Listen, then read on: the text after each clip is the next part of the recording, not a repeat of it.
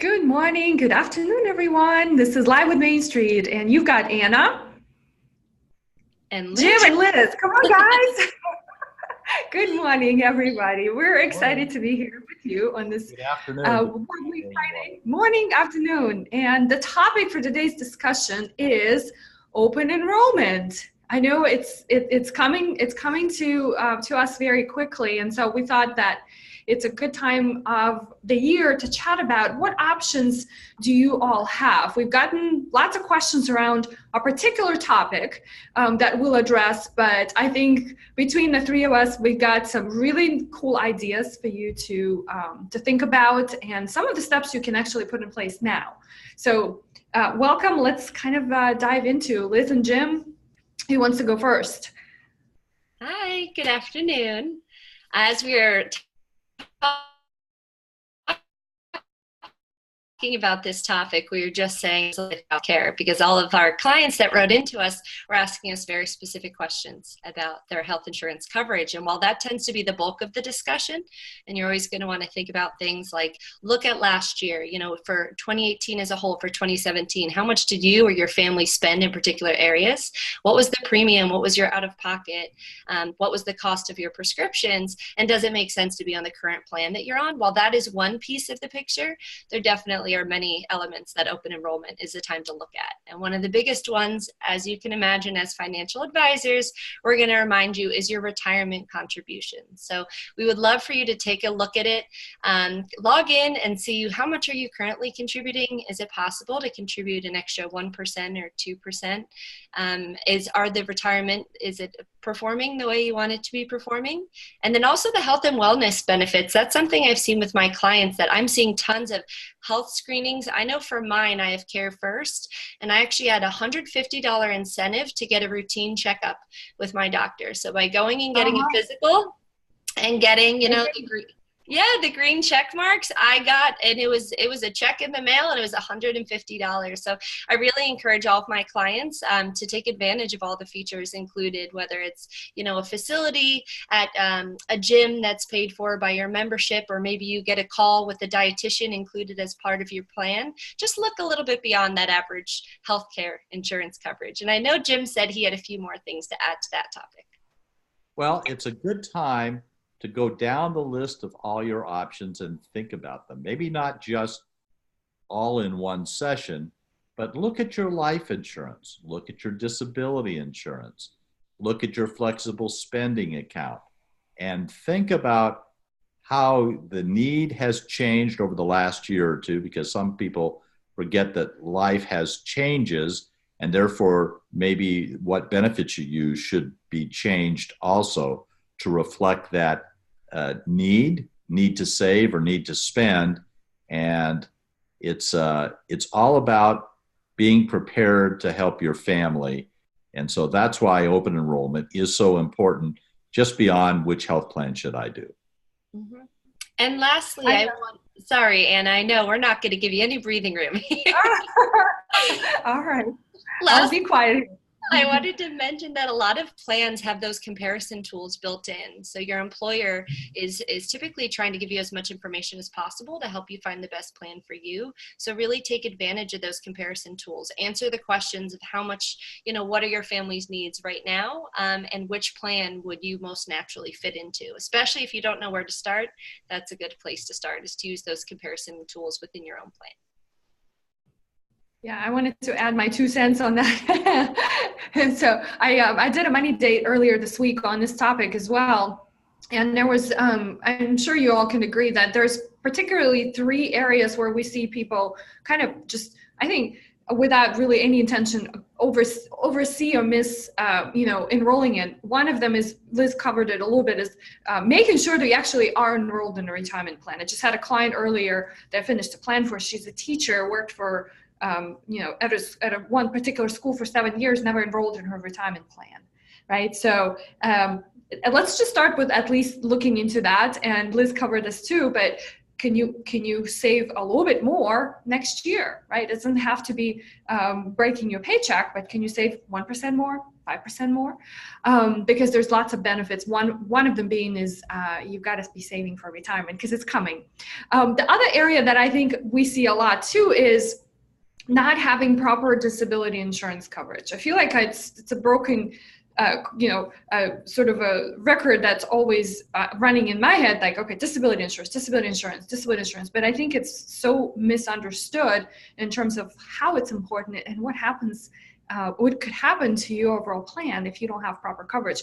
And the best part of it is that a lot of employers offer these benefits for free, right? So you just have to understand the ramifications of what happens when employer pays for your benefits versus when you have to pay for it. And how at the end, if you don't have that coverage, how does that affect your plan? And then the other one, Liz kind of talked about this too, the lifestyle benefits. Being in Silicon Valley, right, this area is so competitive, and employers coming up with all kinds of ways to retain talent. So what are these extra fringe benefits that you can particularly tap into? One of them that really comes up a lot is a legal plan. 50% of population does not have proper estate planning documents done. And so if there's a service that you can tap into at your employers, why not look into it? But things like pet insurance, transportation costs, like we all live in high cost areas. There are ways for you to maybe use pre-tax dollars to pay for your Metro card or like your Caltrain or BART card. So think about those things. There may not be significant changes or significant impact that it's going to make on your overall plan, but every little step counts. And so this is the good time of the year to tap into. But I wanted to circle back a little bit. We had a lot of questions around health insurance because everybody has to have health insurance. Not everybody needs a pet insurance plan. So Jim, you want to talk a little bit about what are some ideas we have there, and what do people do when, for example, their employer does not offer a plan? How do you shop for a plan? Because it is just a jungle out there in terms of trying to figure it out on your own. Well, for people on their own, there are really two main options. One is the Affordable Care Act Exchange, where you can go online and look at the plans that are available in your area and do some comparison. The other one is usually to contact a local health insurance agent, a broker, who can compare plans for you. And also there's e-insurance online and some other online providers where you can do shopping there too. But it's basically the exchange or an individual plan. Most people search on price. I would say work it backwards and say, what are my needs? What are my medications? What is my health status? And then try to find things that match that first of all. So in searching for healthcare, it is very difficult these days. The political environment is such that it's not stable. We don't know what the future holds. We don't even know if pre-existing conditions will remain federal law and that health plans must ignore that. So it is timely to do it every year and to go shopping now. It's November the 1st is when November 1st to December 15th is going to be a small window for the Affordable Health Care Act. So people need to be diligent. If people write into us, we can refer them to brokers that do belong to a national association where they're fiduciaries. There's not brokers in every state, though, because this is sort of a new area, but we'll help people as much as we possibly can. Mm-hmm. And one site in particular that Jim's referring to, Anna, that I wanted to point out is ehealth.com. So I like that site because it's not an insurance company, it's a broker. So just like what Jim's talking about, they have access to a lot of those major companies. And they're one of the few sites that also has the exchanges as an option on there. So if you want to be shopping on that independent marketplace with a broker, but you also want to be shopping on the exchange, that one website can kind of consolidate it for you. And I found it to be very helpful, as Jim said, to say, what are your priorities, and how much coverage do you really need? Because it's a good time of year, right? Everyone says back to school happens in August and September. And so it's a very natural fit that we look and say, what happened? Did your family spend more than you thought, less than you thought? Are you assuming that you'll be adding a new one to the family soon? Or maybe your older kids, are about to be 26, 27 and off of your health insurance. So it's every year it's worth revisiting. And also along that line, hospitals and health systems are constantly changing their provider networks. So you're really going to want to take a look at your current providers that you're using and make sure that they're still on your network for 2019. Liz, one of the questions one of our clients sent in was a federal worker that's nearing retirement, and how do they know that they're going to have retiree health benefits provided by the government?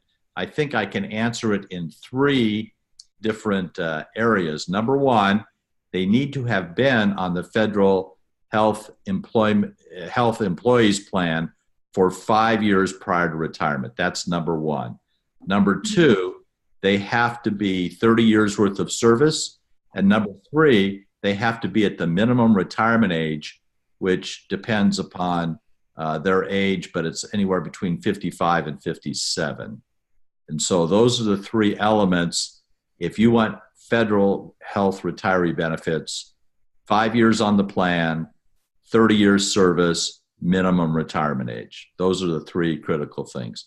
And the OPM website, which was down today. I know, I was laughing when I saw that. I'm like, oh, what a good day to do this. It's open enrollment time, folks, and the federal government is asleep. Anyway, or at least that part of it.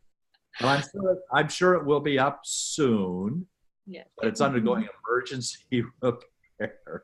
I did. Anyway. I saw that. And to add one teeny piece, Jim, the open enrollment period, that is November 12th to December 10th for federal employees. Okay. But that's different than ACA. That's what I was talking to. Oh, okay. Yeah, I'm talking about OPM. Anyway, late November would be a good time no matter what. And this is coming really more from experience, but last year I did change my health plan. So what I've done personally, because I have to buy my own insurance. And so I did shop in the, federal marketplace, but what I actually did, I just went directly to, a health insurance company here in California. I have Blue Cross. There was no significant difference in price. Actually, there was no difference in price. It's just found it to be easily to deal with just directly the provider. But what happened last year, I did not decide to change my plan until middle of December, and so I missed the deadline of the 15th. And so what happens, you still can do, because I think open enrollment is extended until like almost January. So what happened is that my new plan was not effective January 1, but February 1. So they still allow you through. So for those of you who by accident, just like me, may miss the deadline, don't panic. It's just not going to be January 1st. But beyond that, it's probably going to be impossible to change. So just thought I shared my experience. Anna, will you point out the risk of the month of January? What was your coverage in the month of January? I still had the old plan, so that was really my old plan was still effective. I was paying higher premiums because I wanted to reduce, just because I didn't need. So I looked at what my needs were, what the coverage I was anticipating for 2018, and so I just had to pay extra on the old plan, and then the new plan became effective February 1. And so I did not need to use any services. I needed to go to the doctors, but I had a high deductible plan. So I was running a risk if I ever had to be in the hospital, if there was, a major event, I would have had to pay my deductible, right? And then I would have switched to a new plan, which would have started February 1st. And so this new plan does not have a deductible, but so that's the risk I was running, which I guess I was okay with. But you have to do what you have to do. So just do know that there is a hard stop for these plans. And if you really want to start clean, December 15th, and do it a couple of days, because my issue is that I was doing it on December 15th and it did not get in. Their system was down. So Anyway, that's enough on that. Do it sooner. So do we have any other, we're just about out of time for today's chat. Do we have any other tips, suggestions around open enrollment?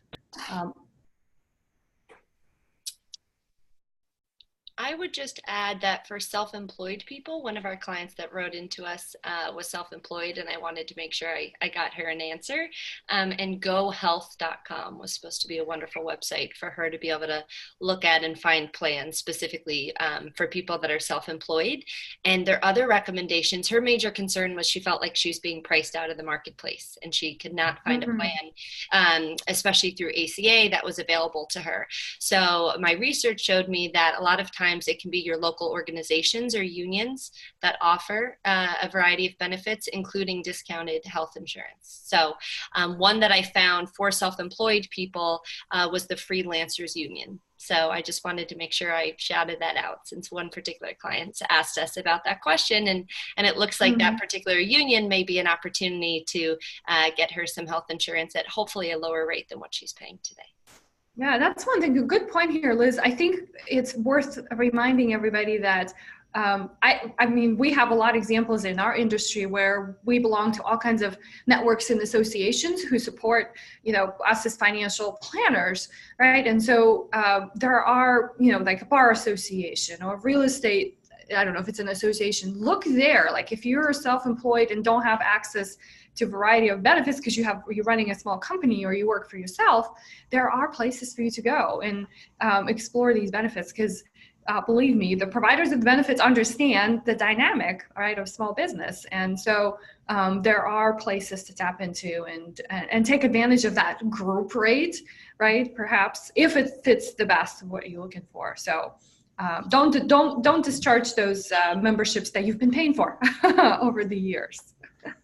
So, all right, well, if you guys have anything else to add, it is last call. Otherwise, we're going to close for today.